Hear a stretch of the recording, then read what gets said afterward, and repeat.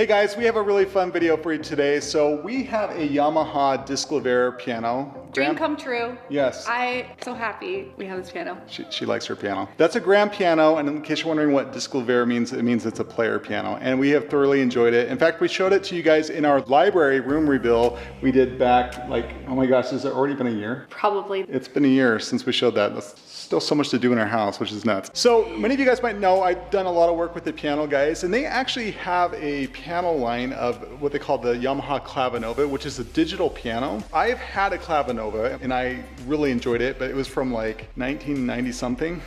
And so I eventually sold it. So what I thought would be fun is to try out the newest digital Clavinova that the piano guys have and compare it to the acoustic grand piano that we have. This will be fun because I really think they both have like such pros and cons just depending on what people are after. We're both actually piano players. Amanda is a lot better. She reads music. I don't as much. That's another reason we thought this would be kind of a fun video to share with you guys. He's being too modest. I am like the traditional piano player, grew up taking lessons. Shaye is one of those weird mutants that doesn't read music. I thought she was gonna compliment me.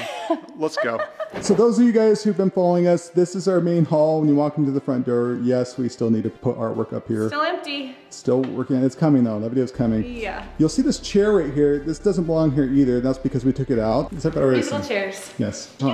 Musical chairs! Okay, Amanda, stop. All right, so Amanda, stop.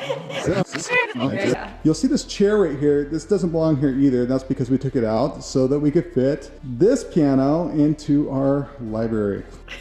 Sorry. Still just remembering my musical chairs joke. It's a good one. Musical chairs! Amanda, stop. So yeah, this is our library. I'd actually say it's probably Amanda's library because I don't really read books and... He doesn't. As I've mentioned in the past, I teach college English and so books are kind of my jam. Yeah, this library makes me happy, I'm not gonna lie. Between the piano and the books, what's not to love? Amanda loves this room. Okay, so to the pianos. So yeah, this is our Yamaha, what is it called, Amanda? Yamaha Disclavier GC1. Yes, and we have really loved it. And it's in matte black. Shaye was very like, we want matte black finish. We really love this matte black piano because it goes so well with this matte painted wood thingy that we did up here. So yeah, great piano. And then over here we have the Clavinovas. So this is the Yamaha Clavinova CVP 809, which means it's good. The bigger the number, the better, usually. So this is a piano that starts around $12,000, and that's because it's the top of the line Clavinova. But you can still get an entry-level Clavinova starting at $2,000 with fewer features, but still has a great piano sound and piano touch. And this piano is about $41,000. So there's obviously a big difference in price between the two. And so what we kind of want to figure out is just what is that value proposition between the both of them. The first thing I'm noticing between the two obviously is that this is quite a bit smaller piano than a grand piano. But one thing they did a really good job with this piano, they made sure to put that quality into the cabinetry. So if you're getting this piano, you're not getting like a cheapo looking keyboard to put in your home. It still looks like a nice piece of furniture. And this finish would be polished ebony, which is like the glossy look you typically see in a piano. And then I got my fingerprints all over it, so that's why I just did that. As far as the looks of a grand piano, I just don't think you can ever beat that. There's kind of this classic look to a grand piano, and I know you've always wanted a grand piano in your home. Yes, it really just does make me happy, except for when the baby tries to climb inside. There's just something so classic about it. I love the matte black finish that we went with. It just really makes this room. So this is really a baby grand piano, but baby grand pianos are timeless, right? They just have this charm and elegance. And I think it's just kind of in a class of its own. Kind of hard to compare the two in that way. So with the Clavinova, you're obviously getting a lot more features right here with all these buttons. We'll go into that in just a minute. Because Amanda's actually never played this piano right here. So I kind of wanted to see what you think in terms of sound quality. Like how does that compare to the grand piano? Amanda, would you be willing to do that? Yes, I would. As a pianist, so the sound's obviously important, but the feel is really important too. These are supposed to feel just like normal pianos, so I don't know, let's see if it... I'd say it feels pretty pretty good.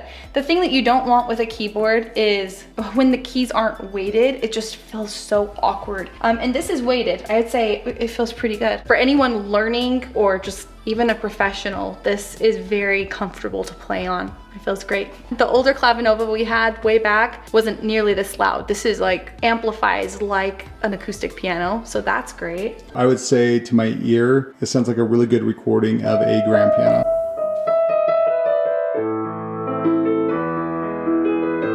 It sounds really nice, and it's really responsive to touch, just the dynamic level that you want.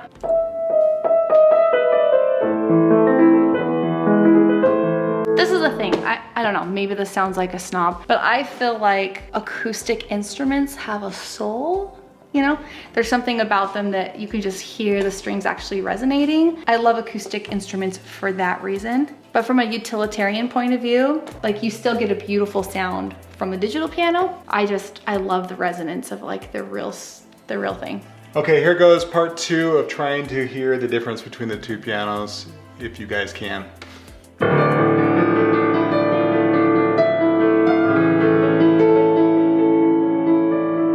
Okay, grand piano.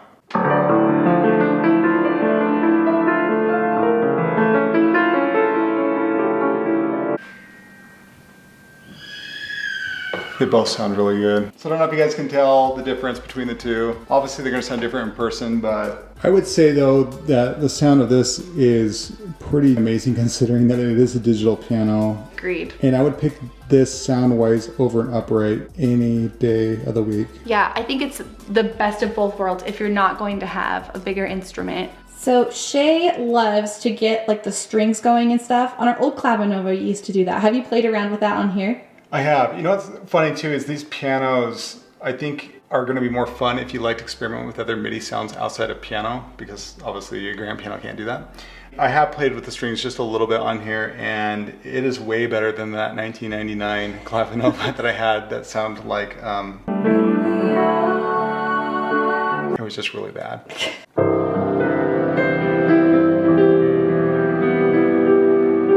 It sounds pretty good. Like even if you're just to take the sample of the strings by itself, I find that they are pretty amazing. Very, very cinematic sounding.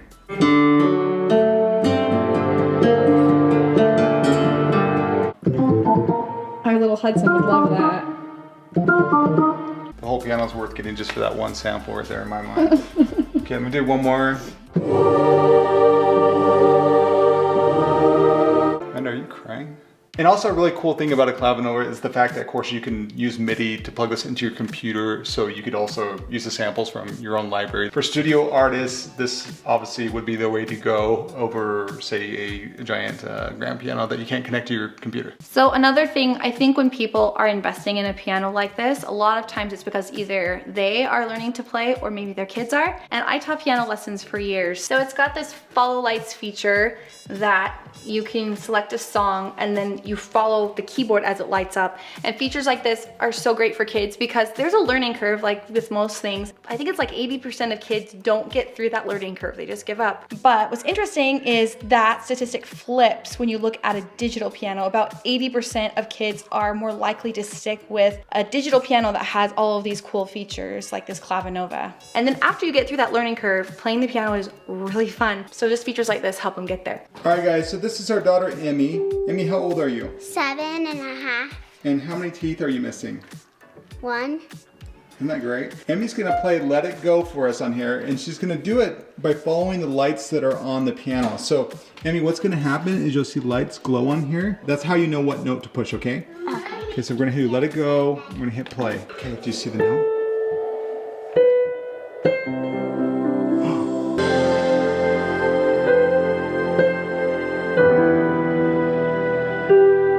Good job! Wow, that's so cool. Isn't that cool? So she has never ever played this piano before and didn't know anything about the lights until just now. So you can see that'd be a pretty fun way to learn the songs, don't you think? Yeah, I want to play another one. Harry Potter. Give me 5 real quick. Give me 5. Good job. Okay. Dad, does that really actually, do we get to keep this? Okay, so as we mentioned... both sound really good. Okay, so with the Disclaver, there is a app for it that allows you to play music that you have saved on here, or it actually connects to their network where you can also access music. This is something that makes this piano really special and unique. So this is the app right here. If we go to here and go to songs,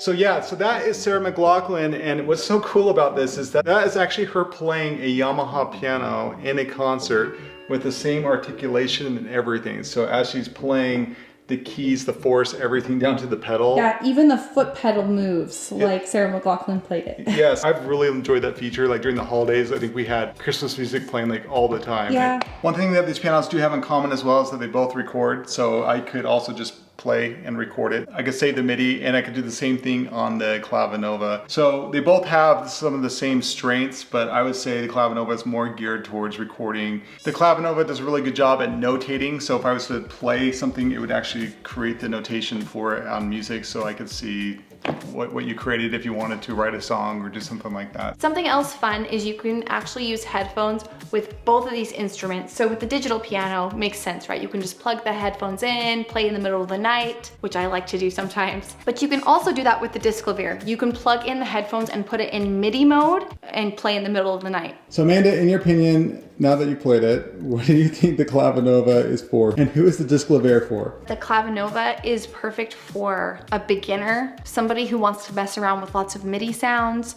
or if you want a smaller footprint, but you're really getting the very top of the line digital piano. Yeah, so not just in cabinetry, but also just in MIDI samples, like nothing compares. It's in a class of its own. The Disclaver is a beautiful piece of furniture. If you want a statement piece, go with the Disclaver. It has a lot of great features, beautiful tone. And so I would say a more experienced pianist, or perhaps someone who wants to use the player piano and have it as a piece of furniture, I would go with the Disclaver. Yeah, a lot of people make the comment that grand pianos are awesome because they hold their value, they have great resale value. One thing that I would say that the Clavinova does help make up in that way is that you would never have to pay to have this piano tuned. So you will save money with that overtime for sure. If you move a lot, the Clavinova is light. One of our bucks almost killed us. So yeah, it's kind of hard to compare these two pianos because they're really different in a lot of ways. I would say hands down, I would pick up one of these over an upright any day of the week. They sound amazing. I love that you don't have to tune them, and I think they actually look pretty good. The cabinetry on these is really good. They are on the more pricey side of things, but you get what you pay for. So this is a Piano Guys edition of the Clavinova. One of the benefits from getting it from them, if you use our code GREATSCOTS, you can get a free consultation from Craig Knudsen, and he is one of the creators of the Clavinova. And be sure to check out the Piano Guys website, and you can see other benefits of getting this piano from them as well. All right, so I want to do something kind of fun. I'm going to reach out to Craig Knudsen. I'm going to do a video conference with him just to ask him a few questions. Hey, Craig. How's it going? Doing well. Thanks for joining us.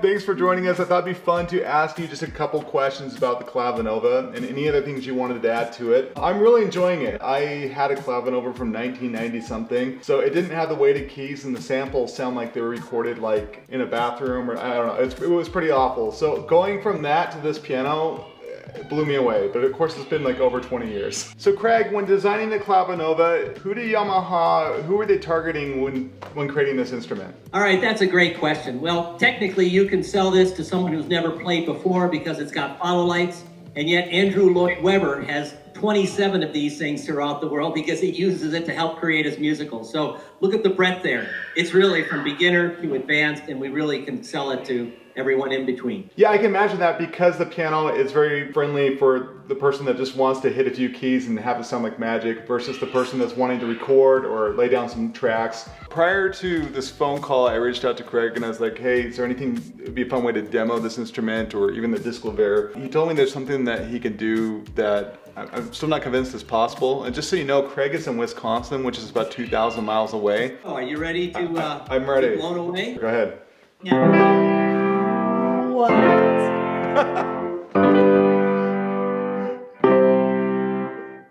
Now, watch this. You can play my piano here.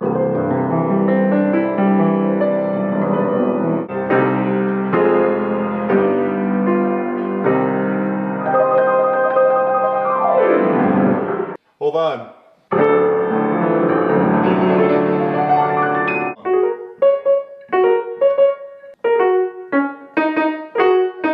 All right, you win.